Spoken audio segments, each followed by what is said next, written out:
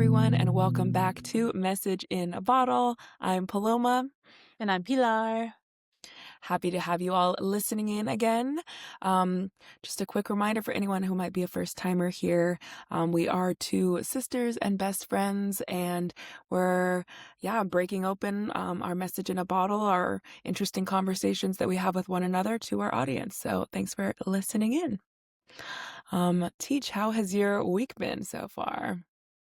It's been good. It's been really busy. Work's been picking up. So definitely been trying to get outside and touch grass a little more.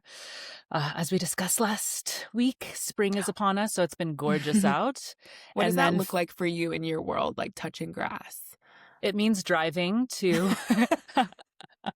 Well, I do have a yard, so I can touch grass throughout the day, which is nice. Sometimes I'll just go stand in my yard. But we live next to kind of a busy road. So it's a little less. It's like a mix of bird chirping, the neighbor dog barking, the street noise. So it's not as peaceful. I could definitely walk around my neighborhood, but I choose to walk at a lake that's like 7 minutes down the road with no traffic, maybe 10 with traffic. And that's where I prefer to touch grass because it's really peaceful. It's this gorgeous big lake that there's a bunch of trees, there's a bunch of birds, there's always wildlife, and it's just kind of like my happy place for like being a little bit like closer to nature. It's very Colorado too. A lot of times you'll see people riding horses there. Yeah, we There's like saw a because I've been with you a few times when I come to visit, and that's very funny, very like Western. it's a very Western, or people walking a pony as if it's a dog. I see that all the time there, which I really enjoy. You can't ride ponies, you have to walk them. Yeah, you would break their little back, I think. Maybe a But kid could ride a pony, but an adult needs to walk it like a dog, like just take it on a leash, basically, is what they do. It's or really because funny. they don't have pastures to ride around in. Yes, because they're domesticated horses. Hilarious. Well, great. Glad you've been working So on that's touching some grass. been touching some grass. Also for everyone who's been really, who really cares. I've been bothering everyone in my life talking about my March Madness bracket, so it's officially over. We don't have to hear about it again, but I did win. Go me. Woo! Yay, go Sam. We picked a great March Madness bracket. It actually was, everyone was kind of blown away by how well we did. We were in the 99.99th percentile. So 26 million people pick brackets on ESPN, and we were in the top 10K of people. So that's pretty nuts. Very cool. You missed your calling in life. It was mostly Sam, I have to say. He had a good sense, but it was team That's effort. that's her husband for our audience. Yes. Yes. So how's your week been? What you been up to? Yeah, it's been an interesting week. I've been, about, I guess it's a longer story that I'm sure we'll get into in the pod down the road. But the long story short is I'm like starting to build a freelancing career.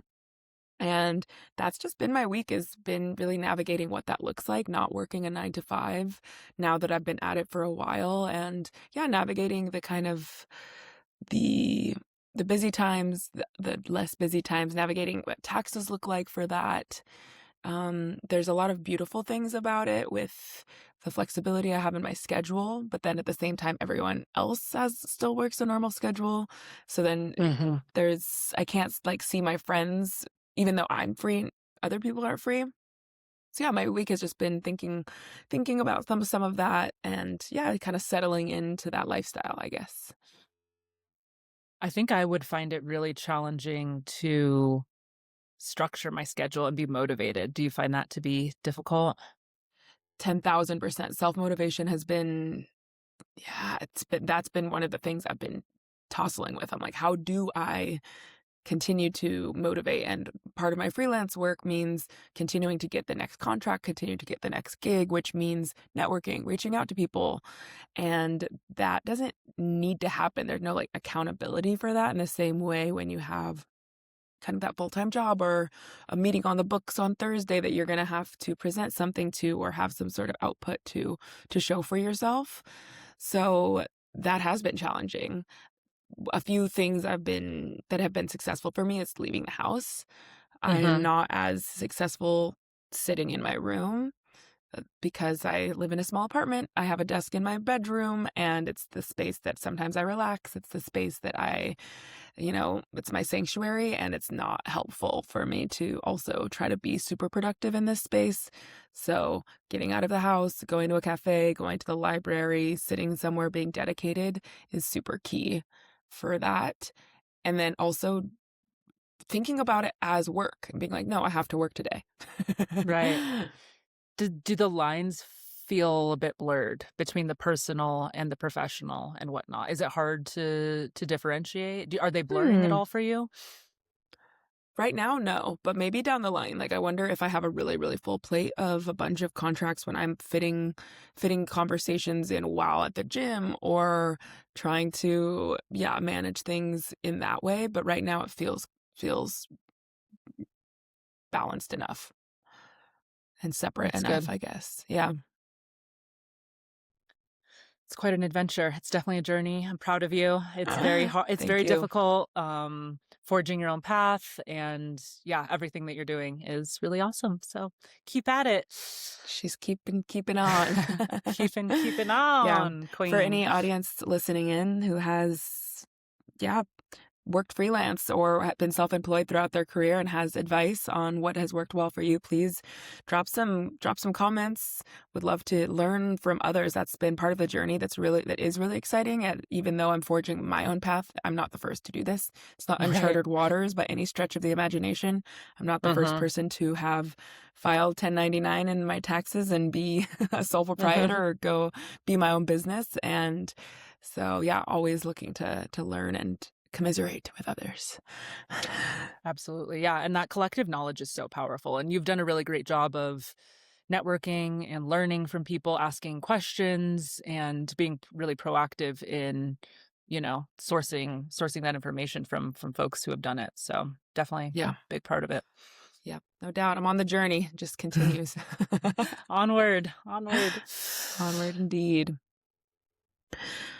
Well, I'm really excited to dig into our main topic. I think we're going to do a slightly different version than what we've done before, where we both kind of have separate musings that we get into. And we're going to dig into like one topic of something I think respectively both we've been thinking about and yeah, get into a nitty gritty combo on that. So maybe you can It's a introduce it for topic. us.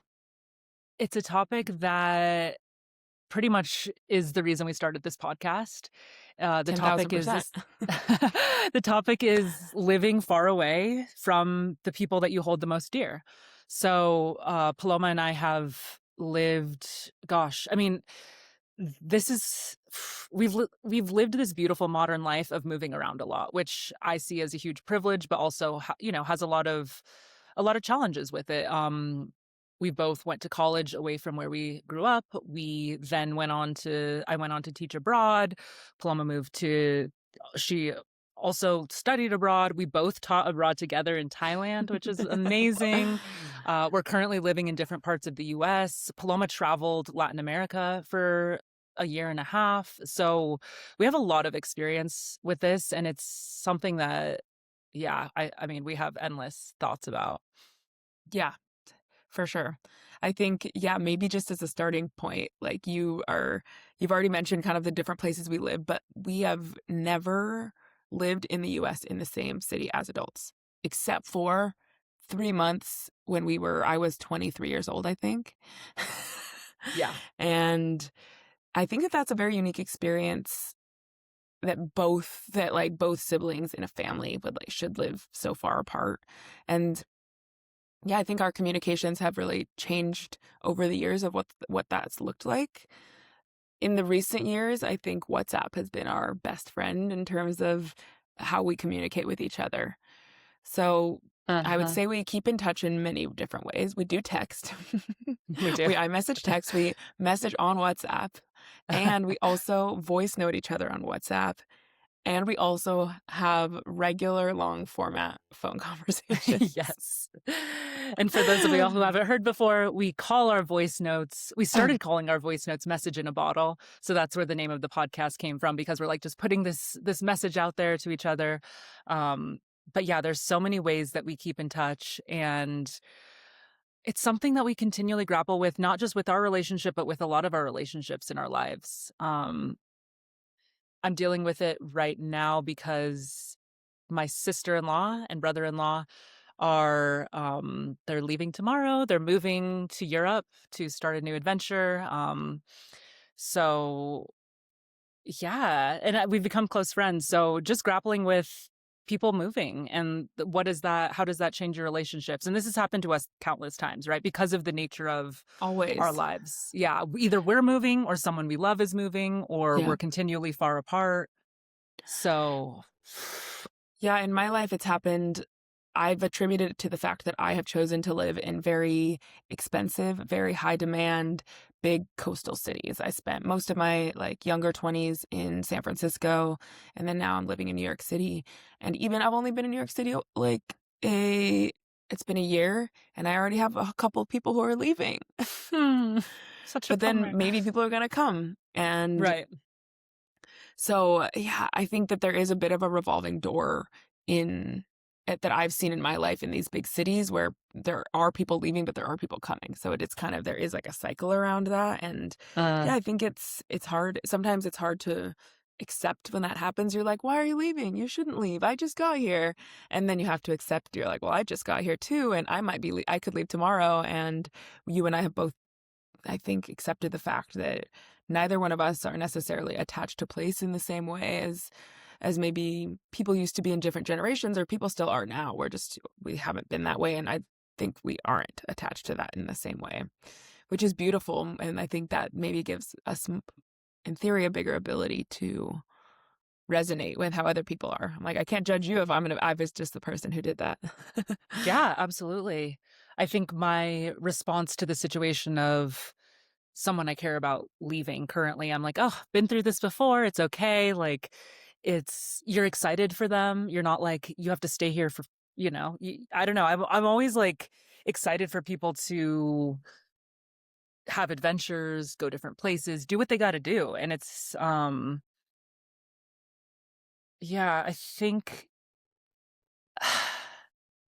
but but it is hard because it's like those little moments sometimes, of those little things that you wish you could do, the day to day. And how do you I think the challenge is I think you and I have done a great job of staying in touch and staying really, really close. But I will say for myself, I've definitely mm, lost touch with people that I love and still care about and still, really care about just because of distance, and that's also part of it, I think.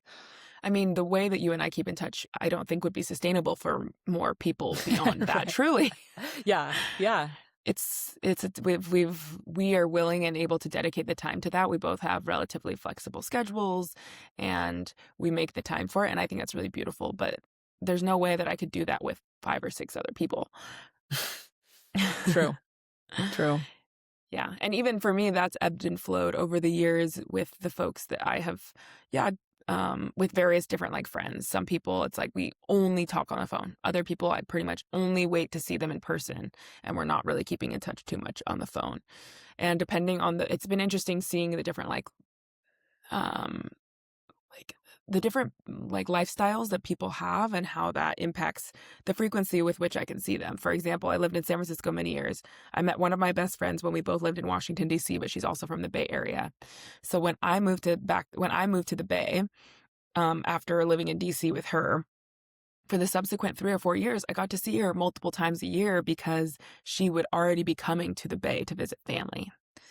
And Uh-huh. our friendship was able to kind of maintain some of that strength because of that consistent touch point in between the phone calls or the voice notes or what have you. So that's been major for me. And I've had that with a couple of different friendships where we maybe have 1 or 2 places in common, whether it be the place that I'm living or the fact I was sometimes that person too. When I would go visit Colorado to visit family and I could tack on visiting friends from that chapter, we could maintain those touch points because I think without that, you really lose the drumbeat of what is keeping that relationship alive. Uh-huh. Yeah, and it's really it's complicated. I think this is probably something that a lot of folks are going through in this modern age because of I think it's I mean, it could be global, but speaking about the US, it's so big, and I think a lot of us have, like, been very mobile and moving around and whatnot, so I think it's something that a lot of people grapple with, and I'm kinda curious, how folks out there feel about it and deal with it, and obviously technology can make it easier sometimes to stay in touch, but I do think to your point, like, lifestyle too, and as we get older, people are choosing different paths too, which also yeah, just bandwidth for friendships, relationships, etcetera, changes, ebbs and flows. Um, Yeah, okay, I've been thinking I thought this is something I've thought about in this theme so much, which is that I do think part of the extreme way in which we experience this distant long distance relationships is distinctly American in some ways, but I would love to hear from folks from other massive, massive countries to hear if that's the same for there. Because what I have seen, the trends that I have seen in the US is so many people are from a place, then they move to a secondary place to go to college. Then they potentially either stay in that secondary place or move to a third place after they graduate, I mean, potentially for a couple of years to a big city hub where there's a lot of job opportunities. And then maybe eventually they meet a partner and they move to a fourth place, or they maybe move back to the first place or the second place, right? Like now there's like three or four places involved that there could be mhm, connections. Or if it's you and your partner and you both each have like two or three places, now we're talking about now there's six options of places on the table, or six places where you might have connections. And there's so much beauty that can come from that because, in my opinion, this is maybe a bit of a tangent, but I cannot travel in the US if I don't go somewhere where I can stay for free. It's just unaffordable. yeah, truly. And that's how I've done most of my US traveling is being because I have connections of friends in different places where I can go stay with them for a few days, or I've like done some travel when it's being paid for by work or something as well. Absolutely, yeah, right. But to circle it back to the fact that it is so within that framework where people have these like maybe five, six places, or if it's just you, yeah, two or three places, even for myself. I'm from Colorado. I went to college in Northern California. I lived in DC for a year. I did also do some time abroad, but that's separate. And now I live in New York. So now that's the fourth place in my adult life, just within the US context that I've lived. And Mhm, each time is having to like start over. And now in some ways, like, how does that connect to where I go, where I have connections? And I just don't think it's the same in other places in the same way. And the distances are also smaller. In order to go home for Thanksgiving, I have to fly 4 hours and right. go to the air. It's like a full ordeal. And there are so many other aspects of the US, like American culture and society that there's so much like friction. Mhm, Most jobs, you get so little time off of work and you get the same time off of work as everybody else. And it's so prohibitively expensive because of that to travel in those like peak holiday times. So you right. spend all of your money to go during the same time to everybody else to this really far place that's far from where you live because our country's so massive.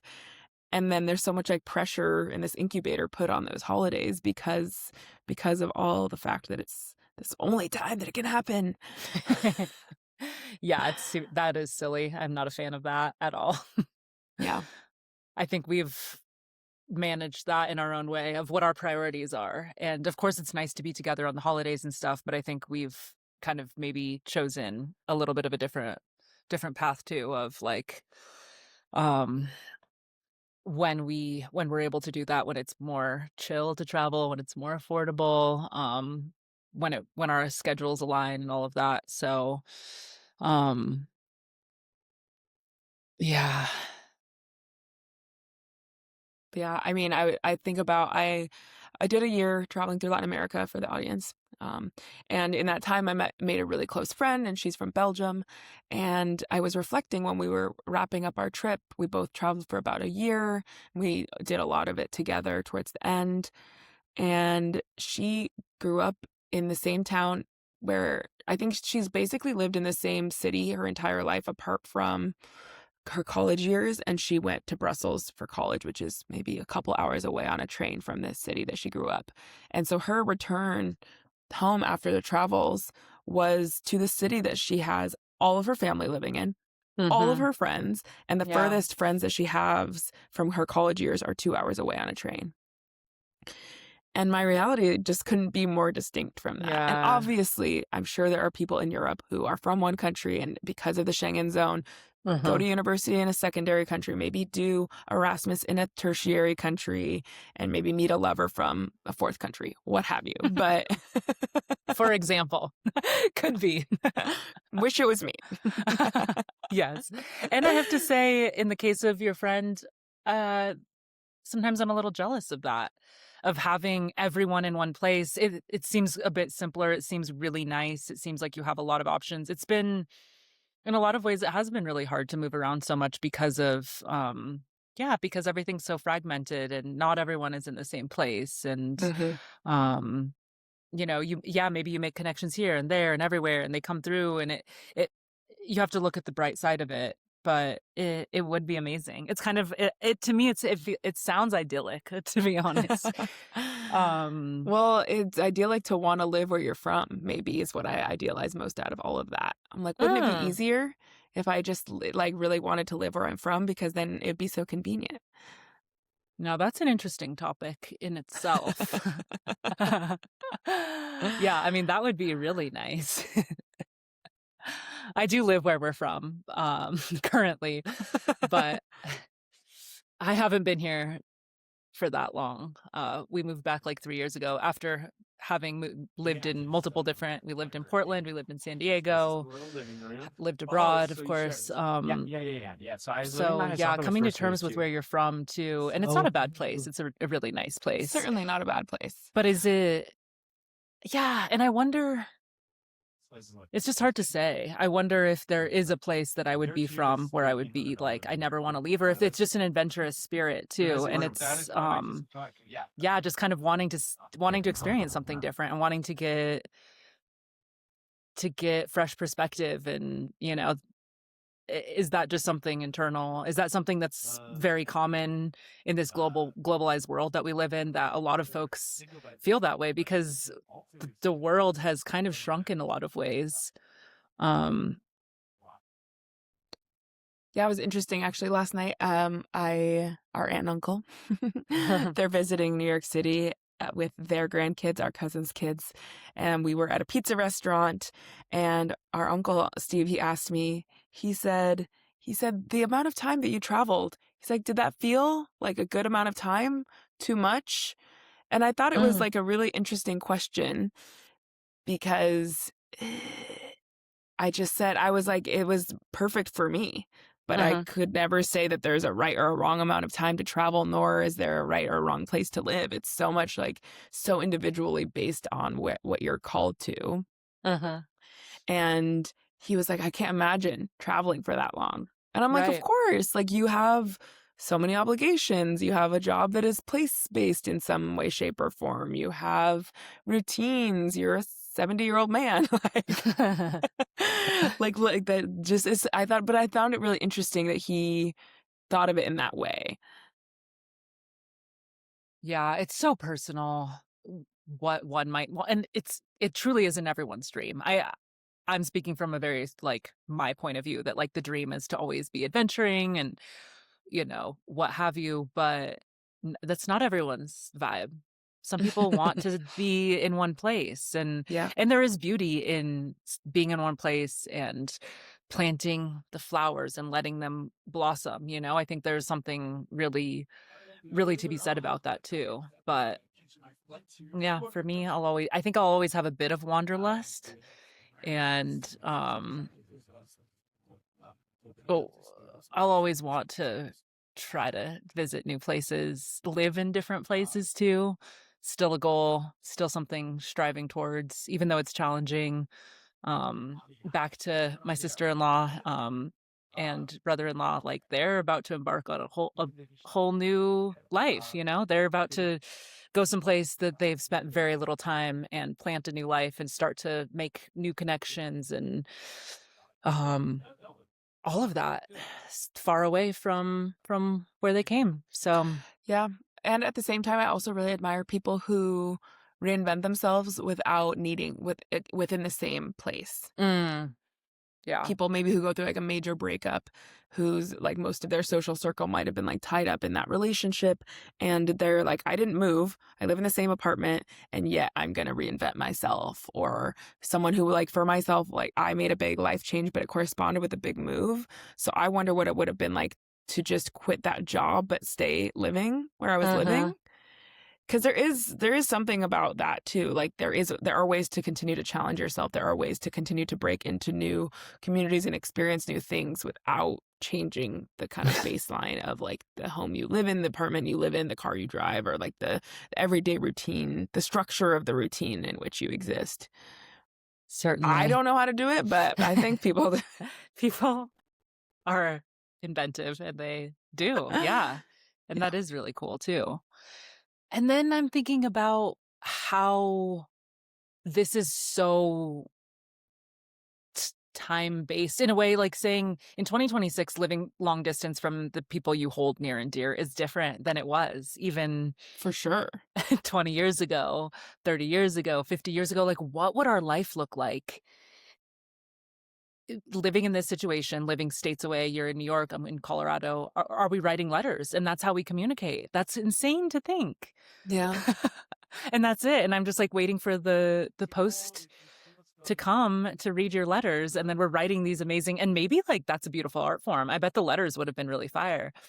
But I think I would, yeah, that's a crazy thing to think about.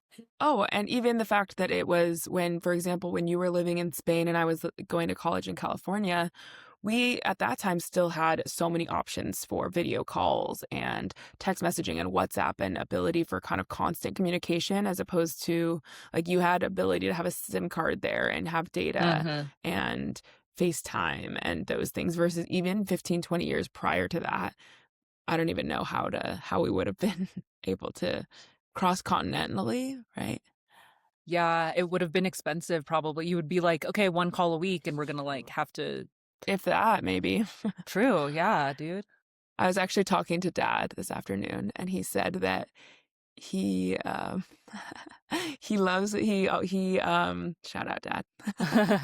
Love you. He said that when he was a student in Mexico as a young boy, um it was $1 a minute to call long distance home. Wow, that's so expensive. You So expensive. He's you like, yeah, better we could do have. it for 5 minutes twice in the however many months he was there, like 3, 4 months. Yeah. Wow, you better have something good to say. They better pick up. Yeah, true. Wow. Yeah, just within this man's lifetime, the way that long distance relationships have improved in a lot of ways, in a lot of beautiful ways. That's dope. Yeah.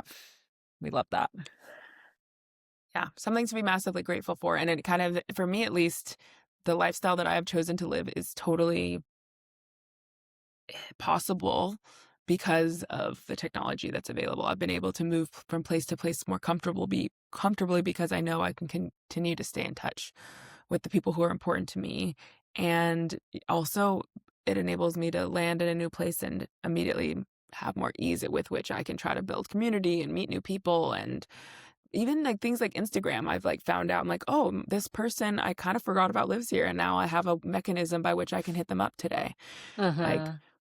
that's really cool. Like being like those are all the positive sides of like technology in my opinion. Yeah. And the Actually social really media being like social media. When right. it's used in that way, it's stunning. It's amazing to connect with people that you want to and that you Yeah. know in real life, One of my potentially. favorite stories about that, I have a friend who when I was living in San Francisco, I was working at a nonprofit and she was a legal intern. She's from Boston originally, and we became super fast friends in the 3 months that she was interning at my organization. And her best friend lives in New York City. One of my best friends at the time was living in New York City. And I was visiting and I went on Instagram over, I think it was Memorial Day weekend. And I saw on her stories that she was in Brooklyn. And I was floored. And I messaged her immediately on Instagram and said, oh my gosh, I'm in New York. Are you still here? I'd love to see you. And she was like, come to this barbecue tomorrow. And I went, and without that moment of seeing her story, there's no way I would have known that she would have been in New York because it's not like she lived there. or Yeah. here. It's not like I would have known that. I would have needed to. Yeah. So that's that.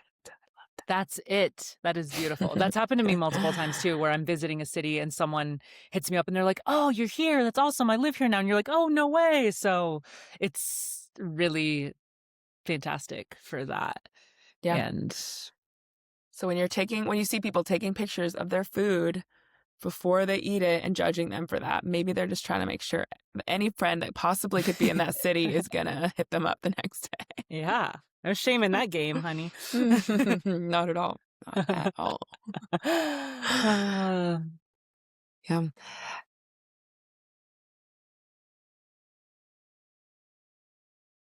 What do you think? More thoughts on this topic?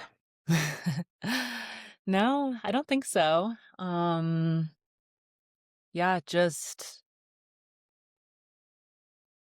yeah, it's a privilege to be able to move around, but yeah, sometimes those little moments too are hard. It's a bummer to miss, and it's nice when you get to be. It's still so amazing to be in person and connect, but this is pretty much as close as it gets, and it's pretty sweet. So, Yeah. I think maybe a closing thought that I have on this topic is I think it's a reality that I will probably spend the rest of my life having to accept. mm. Where I saw one of my really close friends and his partner, they got engaged last weekend, and they had a big, celebration. I think it was Mm. like at a beer garden, and every one of our friends in our friend group that live in San Francisco were there, and everyone got to cheers with them, and they had cake, and they celebrated together this really momentous time, and I wasn't there. Yeah. And obviously, I'm gonna go to the wedding and, other peripheral events if I'm Mhm. able.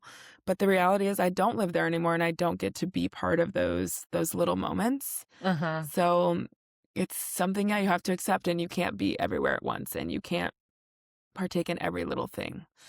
And True. yeah, and to me it's also so meaningful when when it does work to see each other.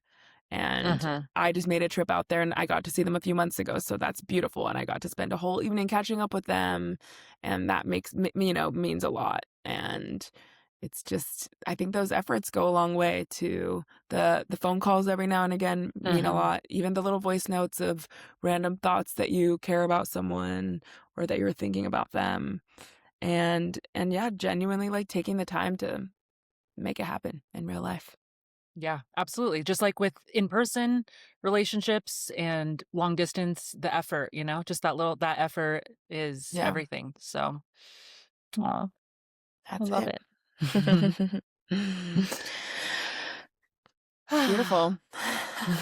Good little moment. I think perfect topic for this podcast. So hope people found that interesting. And yeah, maybe people can throw into the comments maybe what's the longest distance relationship you've ever had? Friendship, romantic, what have you? What's the longest Family. you've spanned? Yeah, exactly. Any of it. Yep. Yeah, we'd love to hear more about this and yeah, drop your thoughts. And we'll have a combo. Shall we move on to our inspiration of the week? Yes. What have you been I will. inspired by this week? Yeah, let's see. I will share a little inspo that I have. This is actually, it's not tied to this week, but it is tied to just generally, I think, over the last 6 months or so. It is something that I've been consistently inspired by. And it is a book that I actually bought for you originally. Yes, you did. And this, I live by this. So this is something I think we both really, really take to heart. We The really message do. of this book. And I'm like, the story of me buying you this book is also really funny, but maybe Oh. maybe that's safe for another day. So the book is called Steal Like an Artist. It is written by an author named Austin Kleon, I believe you pronounce. I'm not sure actually.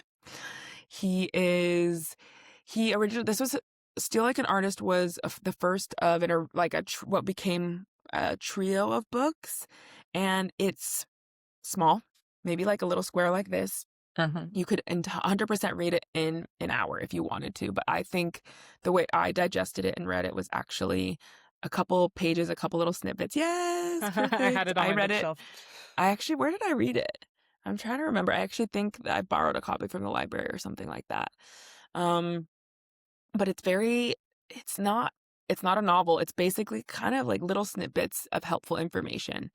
So maybe you can I'll share share a little, some. like read a page or something, or Step one, wonder at something. Step two, invite others to wonder with you. And it's like a little illustrated situation. so yeah, the whole little book is is a combination of those things of like little food for thought mixed with a graphic and little just enough that for me that's why I just read 1 or 2 pages at a time, because to me it genuinely felt like an invitation, or it felt like a little prompt for which to do a journal entry that day or something like that. And the whole premise of the book is basically there is no new original art. Uh-huh. Every artist is deriving inspiration from other artists. And Totally. what you do with that, your synthesis and your new creation out of that is your own art. As Uh-huh. long as you're not, yeah, like you're not recreating something or Carbon genuinely, copying, yeah, right. no carbon copying. But to take inspiration is necessary and okay. And Mm-hmm. do it like an artist. That's kind of like Yeah. the takeaway. It's to me it lends itself to my larger ethos that I think I've developed about human creativity and human creation is that we do not exist in a vacuum. We are part of humanity at large, and we are Mm, absolutely a product of and inspired by everything that's come before us. And we will theoretically influence what comes next. Like as this larger conversation, everything is contextual within this large, you know, long human history. We're in conversation with that. So every great artist has been inspired by someone who has come before, some art that's come before them, and likewise they pay it forward. So I think the sentiment makes total sense, and both of us are creative people. It's it's important, I think, to have that understanding because I think people can be a little bit like, "Oh, that was my idea," or like, "Oh, like I that's do bel original, or judging people for yeah. being like, that's not original. I think there's a really interesting conversation about what is originality. I don't necessarily think And is originality something to strive for? yeah, and does pure originality exist? No, I don't really think so. Right, everything is somewhat inspired by whether, that takes you on this incredible journey, but yeah. Yeah. Uh, yeah. He also wrote, so I mentioned that this book exists within a trio of books, and I also read the second one, which is called Show Your Work. And that book really I've continued to find very inspirational because mm, the whole idea is just get it out there. Like Uh-huh. don't let perfection, what is the saying? Don't let perfection be the enemy of the good. Yes, that's the saying. And I have found that a lot as Mhm. I would say the journey that I've taken over the past few years, leaving my more corporate job and taking some time for myself to travel and moving into a more freelance gig based work has really opened myself. I've really opened myself up to more creativity and more creative ideas. And that's why I've kind of sought out some of this inspiration from books like this in my kind of journey to figure that out. And the show your work piece has been so pivotal for me to just have enough confidence to just get it out there. And I think for Put me it has out there. also been why we had this podcast idea, like, Yeah. let's do it and not have shame about it. And just, it's going to be a work in progress and that's okay. Mhm. Let's do our best along the way and like learn from it. And I love that sentiment. Mhm. The show your work, I think a lot of it too is about celebrating the process. And I Hmm. think that's something that both of us are kind of fascinated by is creative process. Um, I work as a graphic designer, so there's been a long journey of kind of this discovery of what that looks like and learning from others and celebrating the process. And creativity is this like ongoing process and it can be quite collaborative um and also looking at your life through a lens where a lot of things I think can be framed in a way and celebrated in a way that are creative endeavors. I see this as a creative endeavor. So yeah, steal like an artist, do a lot of things like an artist, right? Yeah. Live like an artist. Live like an artist. And then show your work. And then show your work, because that's part of it. And there's some beautiful nuggets in there, in the process, in the mood boards, Yeah. in the whatever that is for whatever medium, in the guitar riffs when you're playing a new song, in the poetry, like the little one-off poetry that you're writing, that, that's all part of the beauty of the work and what makes it come alive. So Well, that's it. And like not just idolizing the end result, acknowledging that the rest of it is part of what enabled you to get to that, what may become the final product. And by acknowledging that those other pieces have value, you might actually end up with a different final product that you might have not originally thought had the same value. yeah, absolutely. Great reco. Highly recommend as well. I have A it little, yeah. permanent Well, on my it's both bookshelf. it's both what I've been continue to be inspired by, but of course it is a recommendation to check it out. Yes. Yes. Absolutely. And how about you, Teach? What has been inspiring you this fine week? This week, I've been enjoying watching this content creator who has started her own fashion brand. It's called Dairy Boy. Her name is Paige Lorenz. And I mean, I think we're living in a really interesting era where there's a pretty strong pipeline between content creator and entrepreneur, founder. Yes. This brand in particular, I just think is good. I think the creative is really good. I think the designs are great. I think I'll be interested to hear your thoughts, because I think you might think that the market is saturated a bit with Americana, basic influencer women who are starting businesses. But I am inspired by women who are go-getters, they're starting their own business, what have you. So yeah, I'll ask if you've heard about it and what you think first. Yeah, I haven't. So it's a bit like new to me. So I'd love a little more background of what it is. I'm like currently looking at this is like athleisure. Yes. So they just dropped a line, Dairy Boy Sport, which I think has a lot of great 2000s references. Like it kind of looks like what your soccer coach would have been wearing in 2001. Yeah. A lot of really good well, I'm wearing something that I bought right now. Wait, really? Yeah. I'm dead. So is this so retro? Okay. Her use of neon. It's so something that you could buy at Goodwill for $10 and you probably bought it for $80.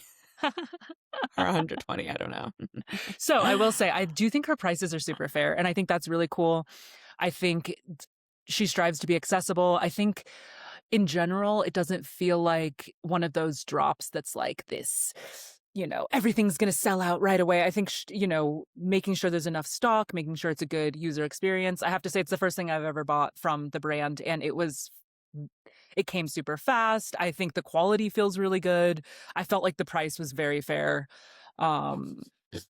Design-wise, I think neon comes and goes a lot. Like neon can be really polarizing. It's either really in or really out. I think it's a very trendy color, and I like the way that neon was used in this collection as a small detail. Like it's a very small detail that's not offensive, but it definitely is eye-catching. It definitely gives sport. She is engaged to, I believe, a tennis player, so I feel like the color palette is kind of like tennis core in a way. Yes, I could see that. Yeah, I mean, my initial read on I'm scrolling a bunch through the website right now, is maybe that I'm not the ideal market for this. There's not a single brown person happening, and it's very much the skinny of the skinny kind of vibes. So I think that maybe our audience will get to know that I struggle just with that. I'm like, we're just how far we haven't gone in the broader marketing, and just there was I think the huge boom of size inclusivity and body positivity, and yet we're still here where you go to a website and I don't see a single woman that has a body that's similar to my own. I think or you have to like hunt for it. And so we've gone in a strange circle, I think, and we're in the Ozempic era, which I think is really unfortunate, where we went to body positivity and now we're back. It's kind of... We've never landed in the middle. Right.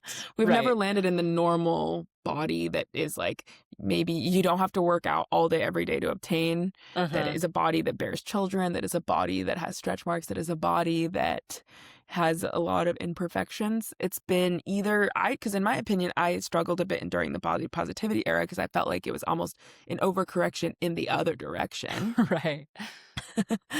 So to me, that also wasn't a middle ground. Mhm. And Absolutely. yeah. Yeah, I mean, I think there's an interesting conversation to be had here about this pipeline that I was talking about, the content creator or the influencer Yes. pipeline to founder, and who has had success in that. And is that still a result of who is privileged in our society?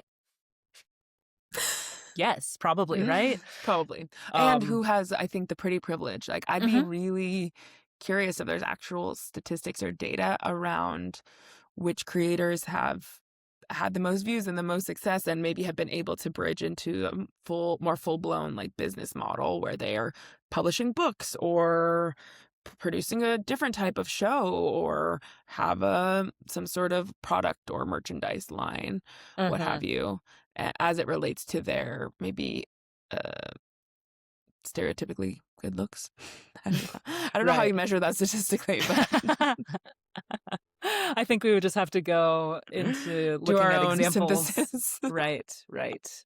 And we live in an era where, yes, good looks can be God given, but I think a lot of it too is, you know, people. Uh, I saw an interesting take. This is going to be a side, but here we are. Have you heard of looks maxing? Okay, yes, but I haven't. To be honest, I don't like fully know if I know what that means. What it means. Like I've heard I'm the term, but Yeah, I think it's being thrown around, but basically, it's my understanding of it. I didn't expect to speak on this today, but my understanding on it is basically like trying to make yourself look as hot as possible to get ahead, more or less. And there's definitely like kind of male influencers that are doing this in really weird ways.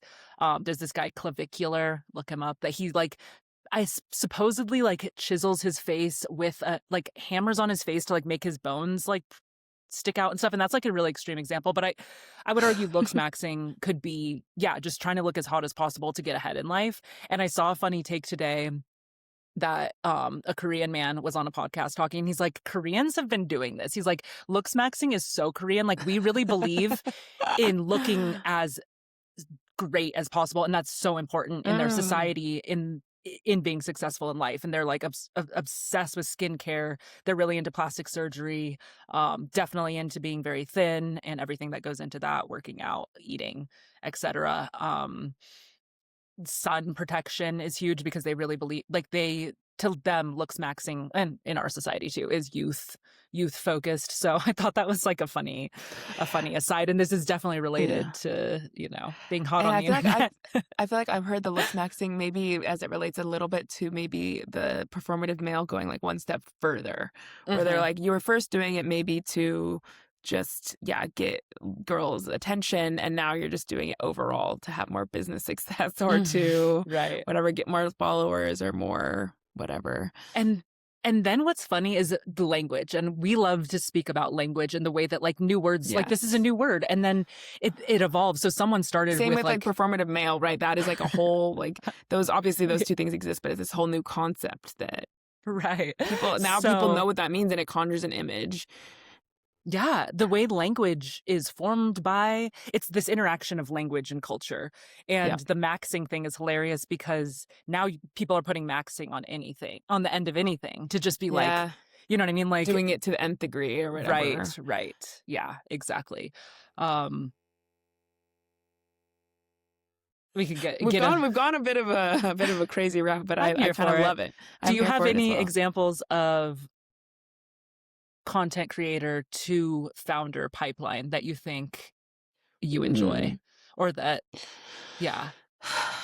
I don't like there's a lot that I can think of, but I don't know enough about I don't know the end result of the product or Mhm. if that makes sense.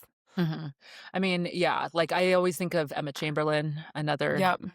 I who's mean, I think has. like Kareem Rama is like an interesting person. Yeah, like he did like Subway Takes and now he's Oh, doing yeah. so many other projects.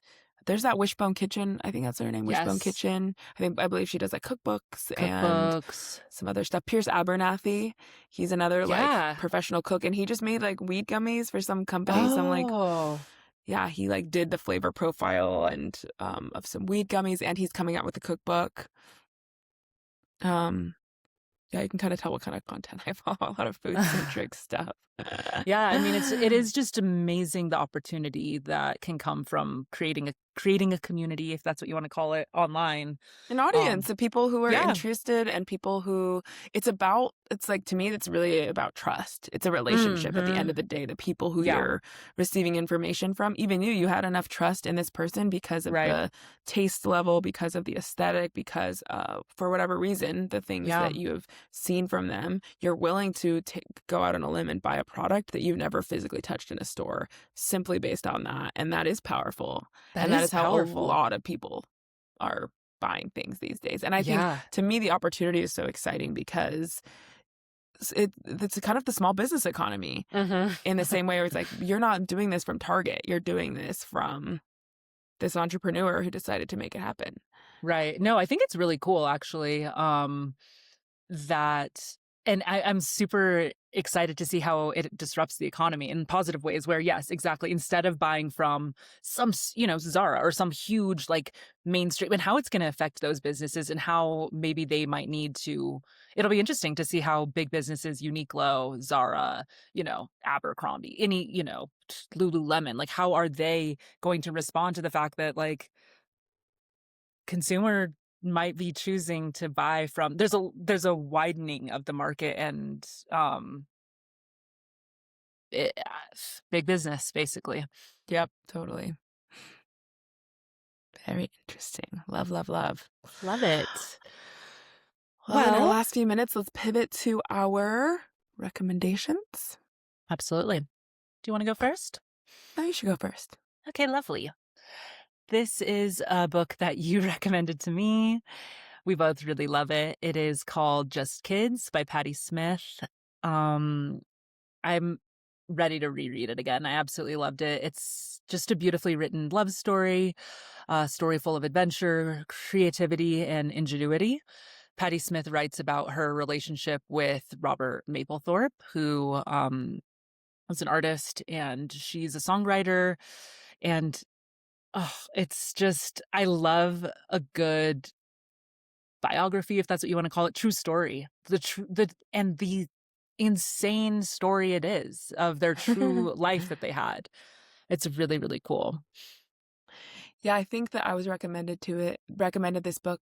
I actually don't remember exactly when, but I knew that it took place in New York City, and so I made it a priority within the first 6 months of living here to crack it open. And it's a very nostalgic book, Mm. even though I obviously am not from that era, You but can it be felt just nostalgic for a time you didn't even live in. That's you how I feel about can. this book. You I'm so can. like, the book takes place in the late 60s, early 70s. So what Yeah, an a era. time we'll never get to know. Mhm. And even I think our parents just the lives that they lived were so different. We don't know anyone who maybe lived a version of their lives. So it feels Mhm. very yeah, always a lens into a world otherwise you wouldn't get to know. And it's yeah, they were just in the thick of it. They lived in this city when it was raw. They were so, so, so poor. Mhm.